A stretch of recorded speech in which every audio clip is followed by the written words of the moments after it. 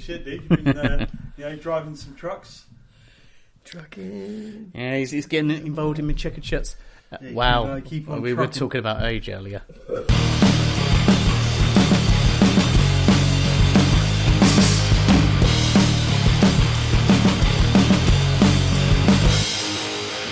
Hey there, frackers. I'm Dan, otherwise known as Twisted View, and I have with me again...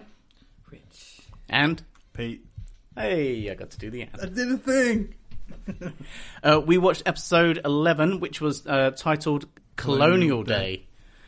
So, initial first thoughts and feelings on this episode. I mean, I wrote here 180 compared to everything that we've had.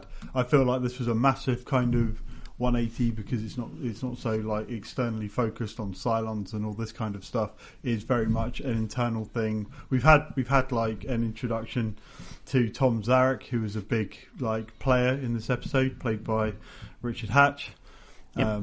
So yeah, I just thought this was a really good 180. I think it was a very politically charged episode. You saw Starbuck and Apollo doing very much 180s in their respective roles.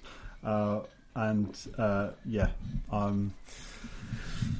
are kind of like my two main kind of observations. Nice. Did you say Colonial Day or Deadpool Day? I waited a long time for this team up. What are you doing? I get it. You're excited. We're going to go see Deadpool later. We are going to go see Deadpool later. Yes. Back to the episode. It was good. Guy Spalter, Vice President, Future President, we're all doomed. The end. We're all doomed.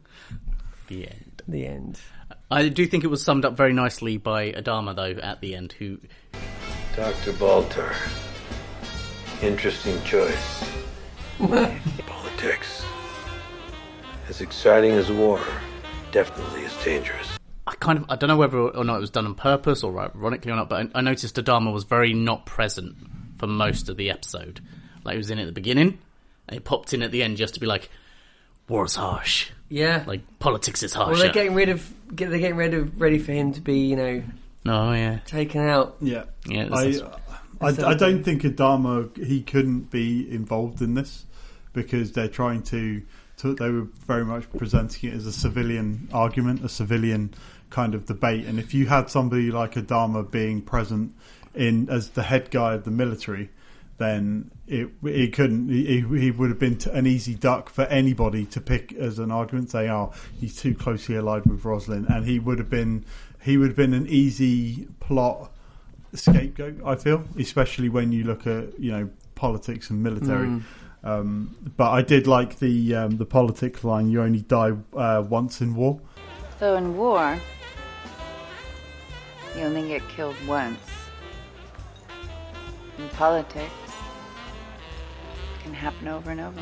Which was from Laura, Yeah. which I thought was a really good But line. many times in politics. Yeah, exactly. So, I actually thought was very interesting at the beginning of the episode as we sort of manoeuvred into this more political landscape. How it started off much like the world and the political landscape of today with the media and the way the media were portraying everything. So here we are, as we know, last 48,000 odd left people in the entirety of the universe fighting for survival, and yet the media was still sticking that little poke in on the sides and caring about things that they shouldn't, like, you shouldn't really be caring about. You should be caring about survival. Instead, they're caring about, oh, well, Rosalind's just going to be getting her 12 people. They're just all yes men to her and stuff like that. I was like, what are you talking about? Like, Yeah.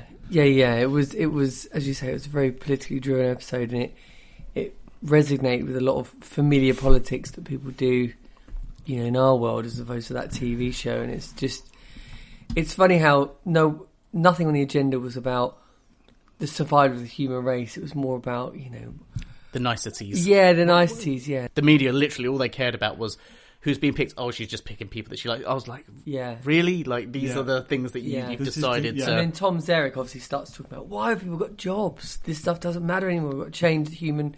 I did like what he was saying to some extent, because I thought, yeah, maybe that is something they, beyond the military presence, maybe that's something the rest of the other colonies in their ships are thinking about and should be thinking about. The challenge here with he's, and this is the problem with Tom and who he is as a person, I somewhat agree and somewhat disagree as well, because I do agree.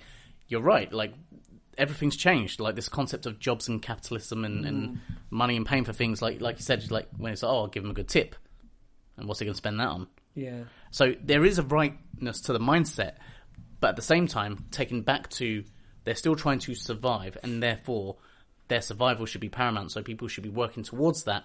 His kind of mentality seems to be like, no one should have to do anything. Yeah. Well, then you're not going to survive, are you? I think there is a lot of hypocrisy in it. I mean, look at the setting of the episode. It was set upon a luxury Cloud9 ship, Yeah. which has got a fake sky. And I'm sitting there thinking, how much energy does it take to run that fake sky?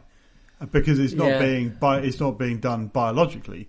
So it's like they're maintaining that luxury ship, which could seemingly hold a lot of people.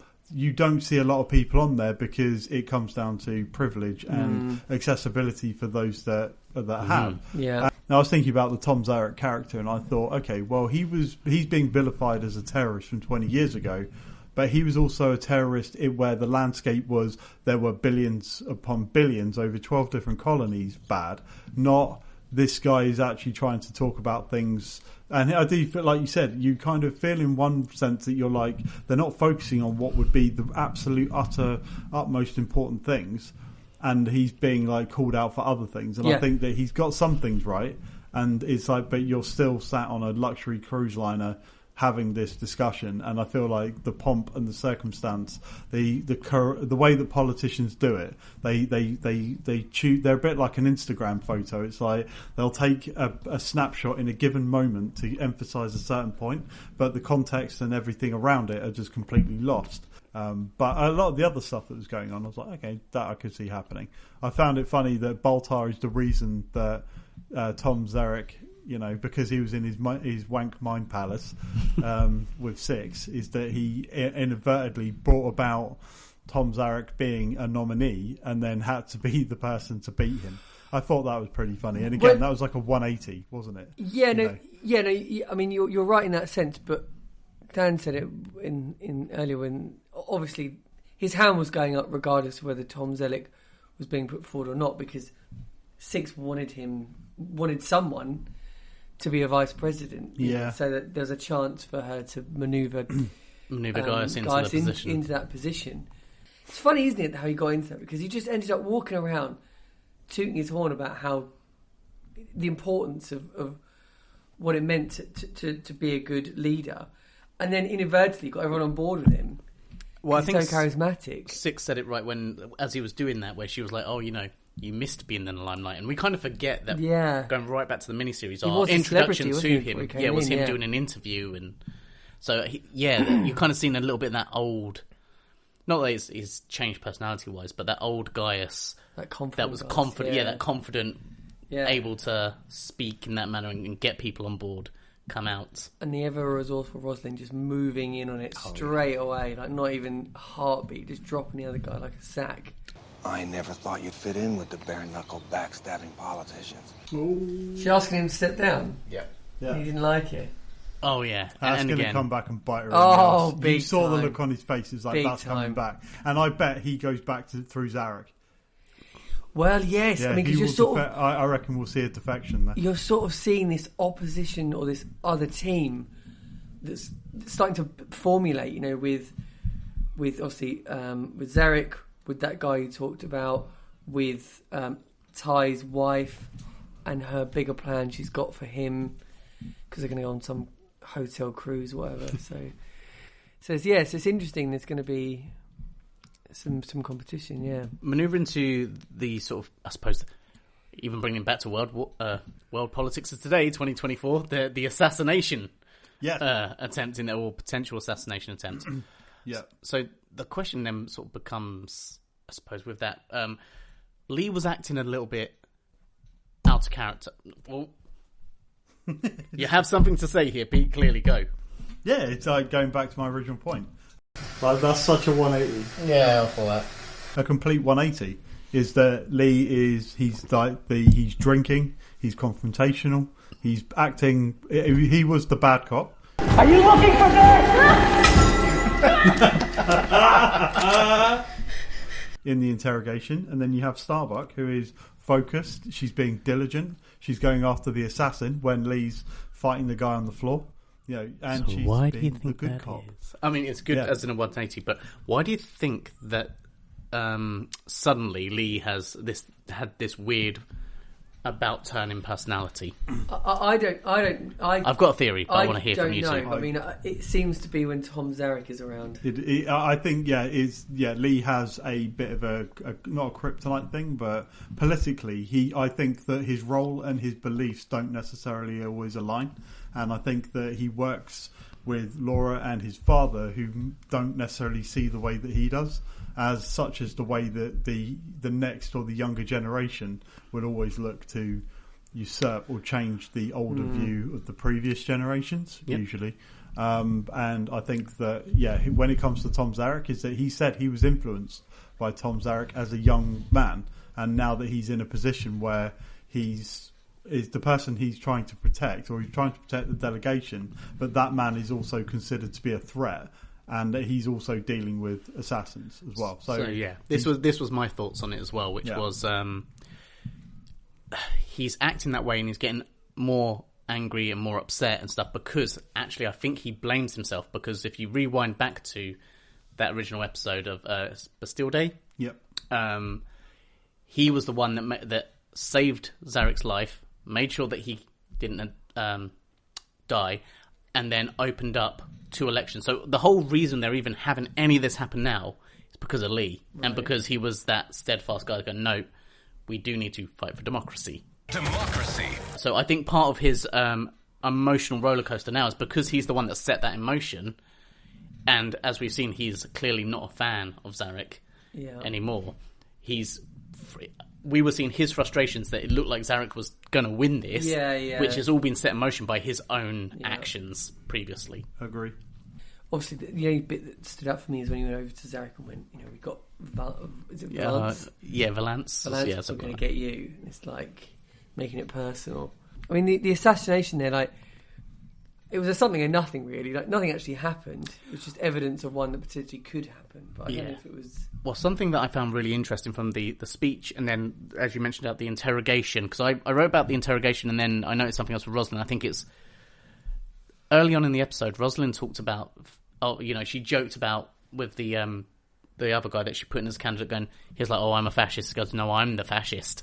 But then actually later on, a lot of their actions were very fascist from her and Lee. So you had in the interrogation the way they were treating him. There's like, this is no court. We're your executioners. We're like, even though I know they were playing good cop, bad cop, the way in which they were handling that whole thing was very aggressive. And then Rosalind even went as far as saying she wanted Zarek bugged. She wanted surveillance. I was like, it's kind of ironic at the start of the episode you made jokes about being the fascist, but then you're kind of proving him right in the way you're now acting because you're so scared of him getting into power.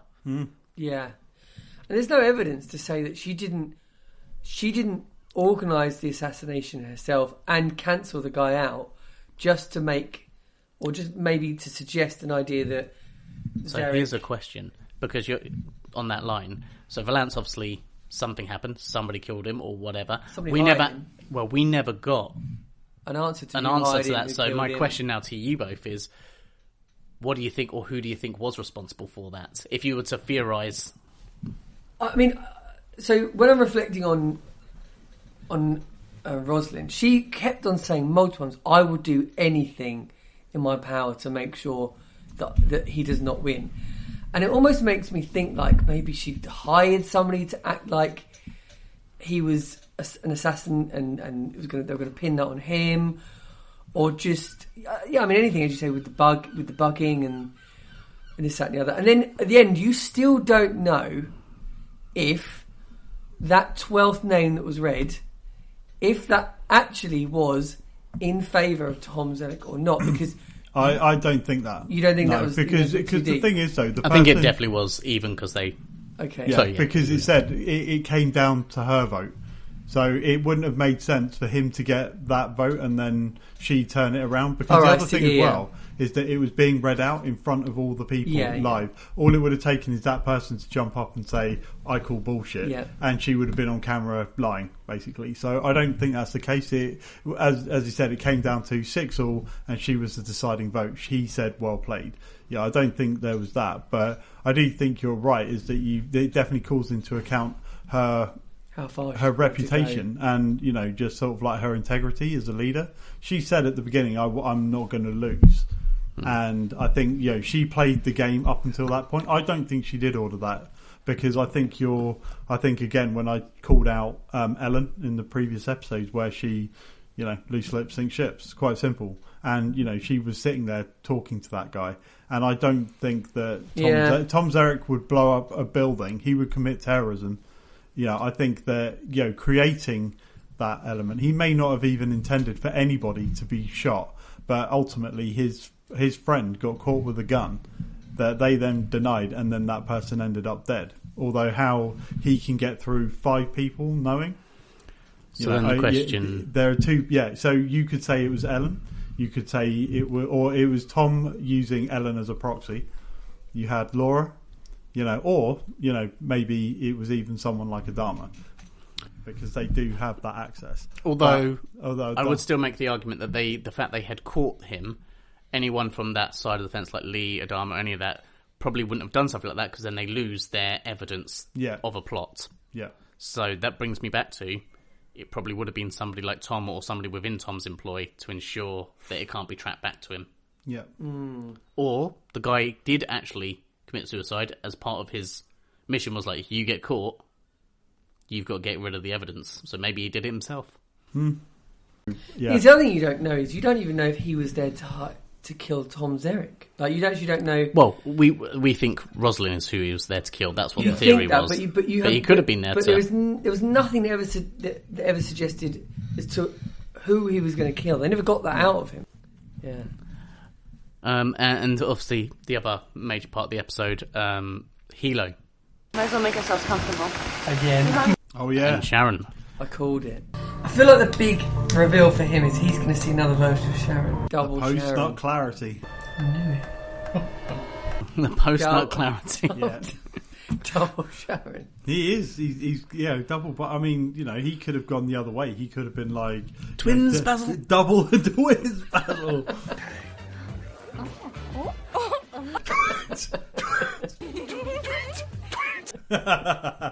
Fucking oh, I love that. Fuck me, fuck you. I fucking love that. But yeah, he reacted exactly how he was supposed to react. You know. But again, so on both sets he reacted the way he was reacted. But did you notice how before he actually had his discovery, when he was going through his theories, I liked the fact that he's replicating humans, infiltrating the colonies, laying the groundwork for the surprise attack. One guy that figures the entire plan out and never gets off Caprica.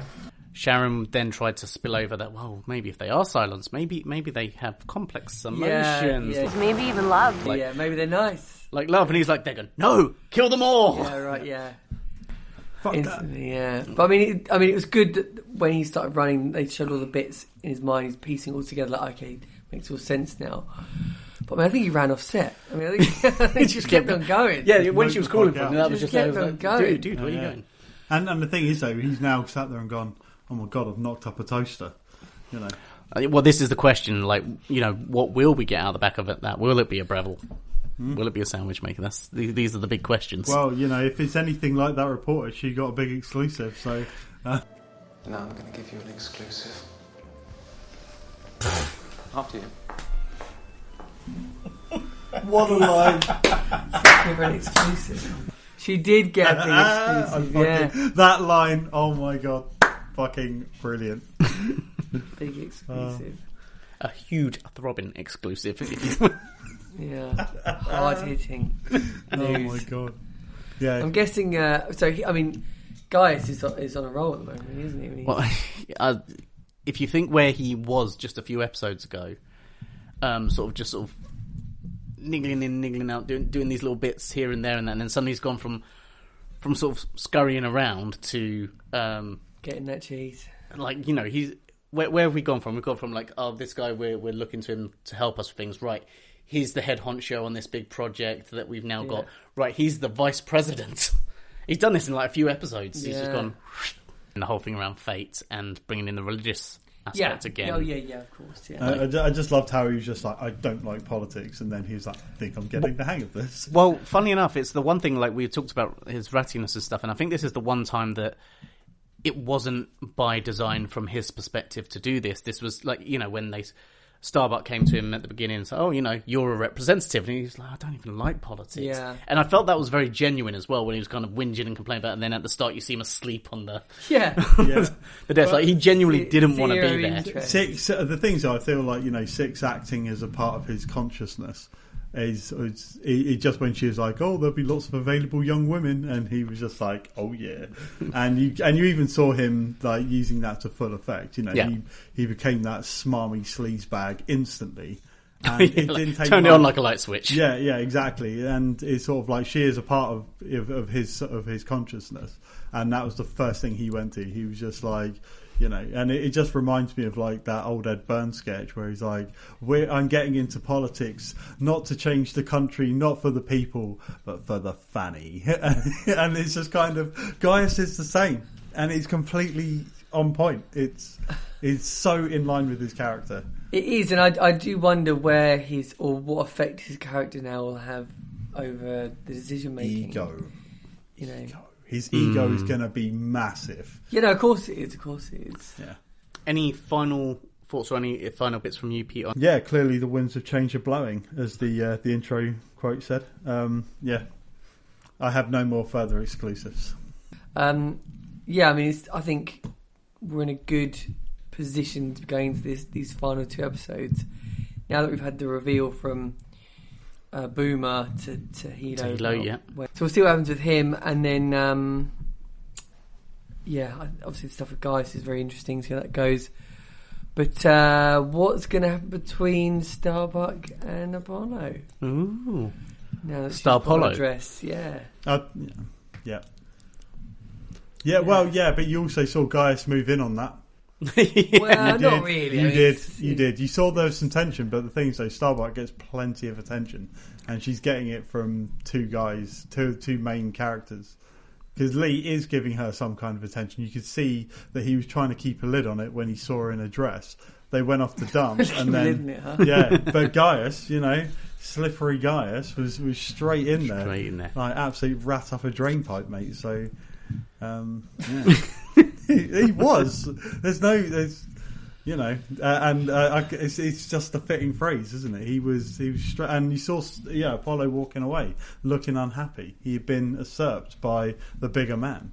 So, you know, you can. I think, it's a good thing to like pick up. Well, on. yeah, they're gonna carry that forward, and we'll see what happens. I haven't seen Tyrell in ages. Well, funny enough, I was actually almost. We also didn't see Boomer this episode. We did see Boomer briefly. You did. You saw her dancing briefly. Yeah, okay, so you sort of, that's about it. But if you think she wasn't like in the mainstay of the episode as well. But Tyrell, we haven't seen him in a hot minute. He's probably still seething over what happened to his guy. Yeah, I guess so. Yeah. Which leads us then onto the Death Note. So again, after this episode, with the political manoeuvrings, has this changed anyone's opinions about what may or may not happen to certain characters, etc.? I know you've got Adama now effectively down for the end of season 1, and if not, then he is a Cylon if he doesn't die. No more changes. I think it's obvious that Rosalind's going to die at some point. But she's already on the Death Note purely based on the cancer. You know, she's been got no matter what. I think I'll have she gets a free pass. I think I'll have a better picture once we get past part 1 of the final. Okay. The final part of their idea as to where things are going in. Cool, excellent. And in terms of the Ratometer, the world's brightest rat. Where's Guy sitting now after this episode? Since he is now vice president, he's definitely got to earn some points. And he was at a 7.5, wasn't he? Yeah. I mean, I think VP Rat. I think he's got to go to a 6. Oh, you think bringing him down? I think he's jumping down to a 6. Yeah, I think he hasn't done anything bad in a while. He's in a position now to do something really good and noble. I don't think he will, but he's in a position where he could, and I think his position should reflect that. I think he should be allowed to sit higher. What is this, like petition on behalf of Guy? I am voting Gaius Baltar. I think he should be, because you can't have him drifting on a 7 or 8, and he's constantly. I suppose the question becomes that doing good. Arguably, in this, and this is where I think I'd try to articulate that more. I'd bring him down a bit because, as we said earlier, it wasn't his choice. It wasn't like you saw him scheming, making this plan to become the vice president. It was clearly not on his mind or on his cards. So he wasn't showing anything like rat quality. Yeah. So, and then, as we said before about where we have people like Hilo and Lee who keep the scale true, on the other side of the fence, where you had him being, more grounded this episode, you then had Tom Zarek, who is clearly very rat-natured as well. And I think when you add him in as a comparative, yeah, I can see why we'd be thinking, actually, you know what? Based on that, I can see guys kind of moving in, We could make like a rat pack. The rat Imagine pack. that, like who's leading the rat pack, I think it's not a bad idea. Maybe that's a season 2 thing. Well, let's add in for funsies, for this episode, I'm going to put Tom onto the ratometer, and next to Gaius, who's now sitting at 6, where would we put Tom? 4. 4? He hasn't done anything bad yet. He's just trying to campaign. For all we know, he tried to have Rosalind assassinated. Oh, okay, you don't think he's? I don't believe. I think. I agree, because you know me. I'm always I like to push the Gaius rat agenda. But I do agree with you. I think he's toned it down. But I think he got put into a position he didn't want to, and then saw the opportunity to perhaps use political power to get him away from 60 years of blood work, which was, he said it in the episode. Yeah. So he's clearly on his mind. It's clearly one of his big detractors. So he'll probably be like, I get into power, I can get somebody else to do that. Okay, so where would you put Gaius then? I don't know, I'd put him like at a 6.5 or like 6.5. Like, I don't think he's being overly ratty. And where would you put Tom? I think for his character and the situation that they're in, I would still sit him around, I don't know, somewhere between a 6 and a 7. Because see, I would definitely be putting him higher up, because I'll let you speak and then I'll speak. Sorry. Yeah. Well, no, you're right. Is that he's an agitator, and politically you want things to work. And you would argue that Laura has done what has needed to be done. She's made calls that have saved people. The fleet is surviving. But for somebody like him who's like, why should we work? And it's like, well, yeah, there are always going to be fringe people who are affected by that. Yeah. Because some people are just stuck on ships and can't do anything. Other people have more impact. But that's the nature of where they are. And it's not like they're on a planet where you can probably do stuff. So for him, he's coming in here and going, oh yeah, I can. He's saying things because he can, not because he actually has any ability to enact what he says he'll do. Yeah. He's just saying things that people want to hear. Even Lee says that as much at the bar, and I believe that is the case. So yeah, you're probably, when I say 6, 7, make that definitely at least a 7. This is a guy who went from being a prisoner because he was a terrorist, who somehow managed to get himself on the quorum of the 12 as a representative.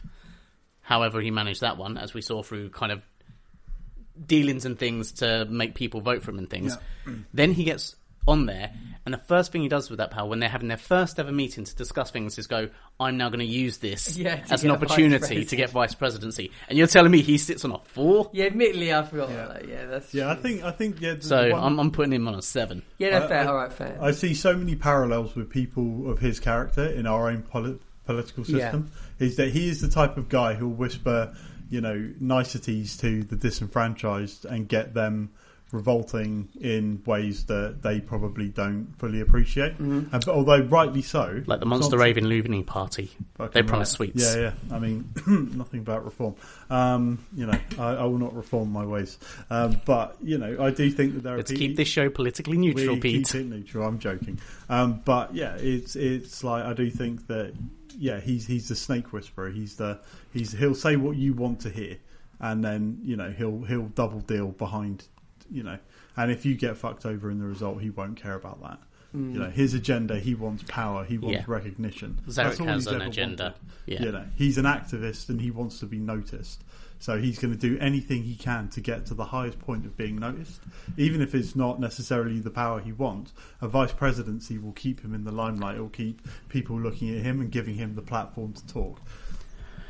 Which leads me on to, now, the Cylon detection. So I was going to ask, anyone else you want to put on it? And I'm also going to make a suggestion of what about Tom Zarek? Like, being that he's so politically minded and striving for power. Isn't he already on it?